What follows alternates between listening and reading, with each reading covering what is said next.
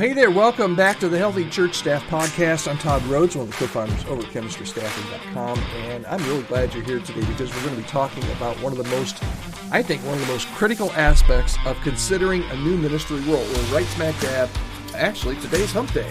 If you're listening to this on Wednesday, we're right smack dab in the middle of a 3-week series based on Wade Hodges' book, Before You Go, questions every pastor should ask before taking a new role at a new church.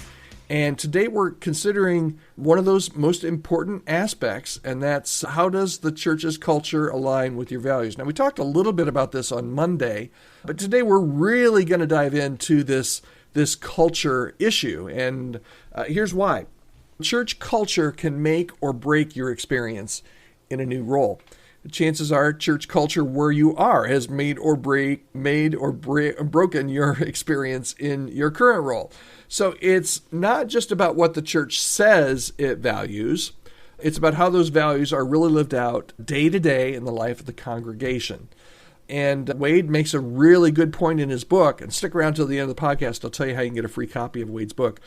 Wade really emphasizes that understanding the potential church's culture is really essential to making a wise decision as to whether or not to go. So I think there's about 6 things that he lays out here in the book, 6 key aspects of church culture that I think are really important for you to consider. And the first is just leadership style. I mean, is the leadership style, is it more collaborative? Is it more top-down, hierarchical? My goodness. Does it go top-down? Does the approach align? We'll fix that in post-production. Does their approach align with how you work best? So what's their leadership style? Are you going to be a good fit culture-wise with the leadership style, or are you going to be like a fish out of water? Leadership style is number 1. Number 2 is conflict resolution. How do they handle disagreements? Healthy conflict resolution is a sign of mature and stable culture. And if they're in the middle of a bunch of conflicts right now and you ask them that and they say, yeah, we've got this going on, we got this going on, we got this going on, it could be that they don't handle conflict really well, and that should be potentially a yellow or even a red flag. Another thing, how open are they to change? Are they flexible? Is the church's culture flexible? Are they open to new ideas? Is it, as a church, are they resistant to change? This can significantly impact your ability to lead effectively. And how do they relate with each other? How are the relationships on the staff? As you talk to people in the congregation, are they warm and genuine? Do they feel reserved or strained or superficial? Those relational dynamics, are you going to fit there culturally? Is your family going to fit there culturally? Really important questions to ask.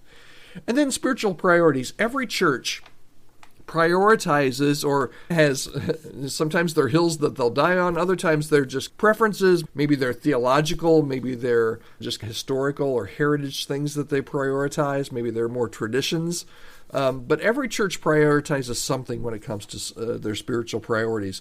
So what does this church prioritize? Does it fit with what you would prioritize? Does it emphasize discipleship or outreach or worship or something else? How do these, what you're hearing, what you're seeing, and you get boots on the ground, do these priorities align with your own values? And then finally, take a look at the work-life balance. Does it appear that the church respects boundaries and promotes healthy work-life balance for its staff? How do the staff feel? Do they feel healthy? Do they seem burned out? Are they working hard? Or are they hardly working? Burnout often stems from unhealthy expectations. And if you inherit a staff that's unhealthy, it shows that the health of the church maybe is not nearly as good as what it needs to be. So here's the bottom line for today. Culture is not just what's written on paper. Churches can write a lot of really pithy and nice things on paper and make everything sound like heaven on earth. But what it's like in practice, that's what's really important. So you really need to go in and try and understand the church's culture and identify those different areas that we talked about and really determine, does this culture meet with who I am? Am I going to survive here, or am I going to thrive here? Or are they going to spit me up and chew me out? Not every church is going to be a great fit for you. And this discernment process of making sure that you fit the church's culture is incredibly huge.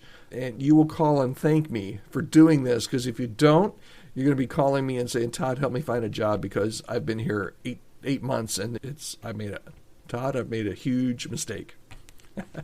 So I don't want to get that call. Okay. So here's your call to action today. Are you evaluating the culture of a potential church?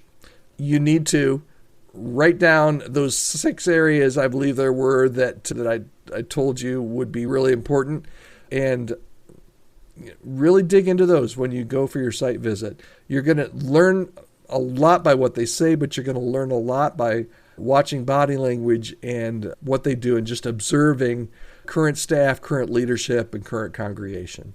All right. I hope that's been helpful for you today. I hope you'll join us again tomorrow. We're back here every day, Monday through Friday, for a short snippet from Todd. I always joke that maybe I'm the 60-year-old ministry guy that's telling you to get off my lawn. I hope I don't come across like that, but I hope that you'll join me again tomorrow right here on the Healthy Church Staff Podcast, and I will talk to you then. Have a great day.